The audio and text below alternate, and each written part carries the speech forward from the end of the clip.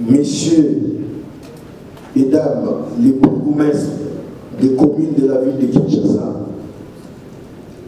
messieurs et dames, conseillers municipaux de la ville-province de Kinshasa, mesdames et messieurs les activistes de la société civile, mesdames et messieurs, à vos titres et qualités respectives.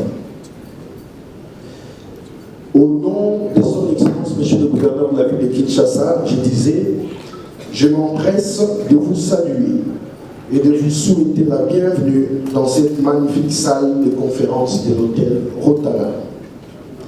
C'est un immense plaisir pour moi de m'adresser à vous aujourd'hui à l'occasion de la cérémonie de lancement des travaux de l'élaboration des projets d'études budgétaires exercice 2025.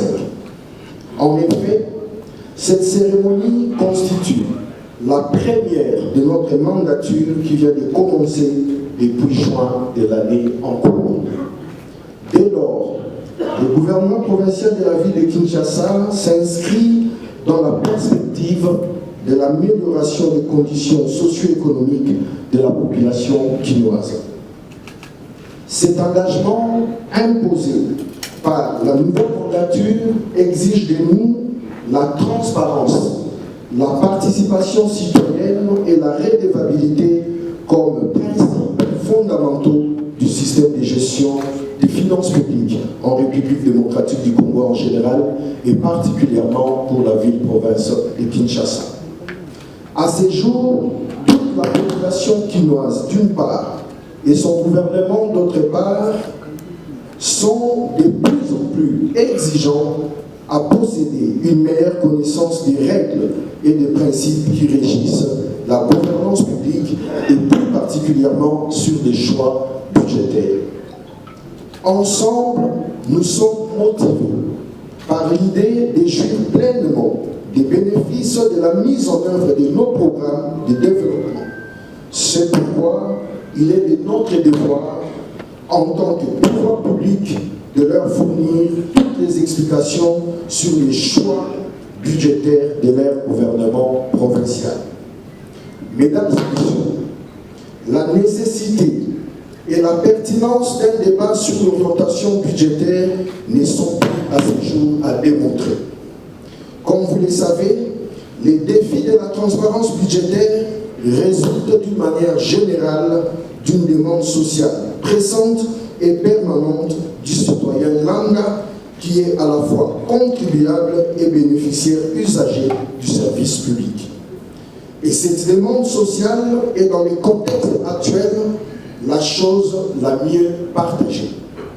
Il se dégage à ce jour un consensus remarquable entre, d'une part, la nécessité de considérer la transparence à la fois comme une exigence démocratique et un facteur d'efficacité des politiques.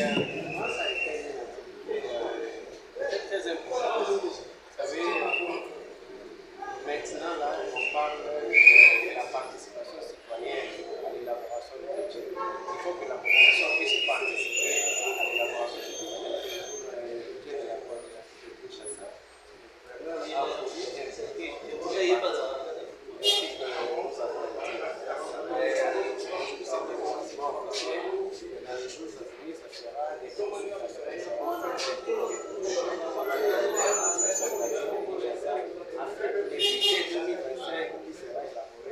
Puisse recueillir les avis de la population, puisse prendre en compte les considérations de la population.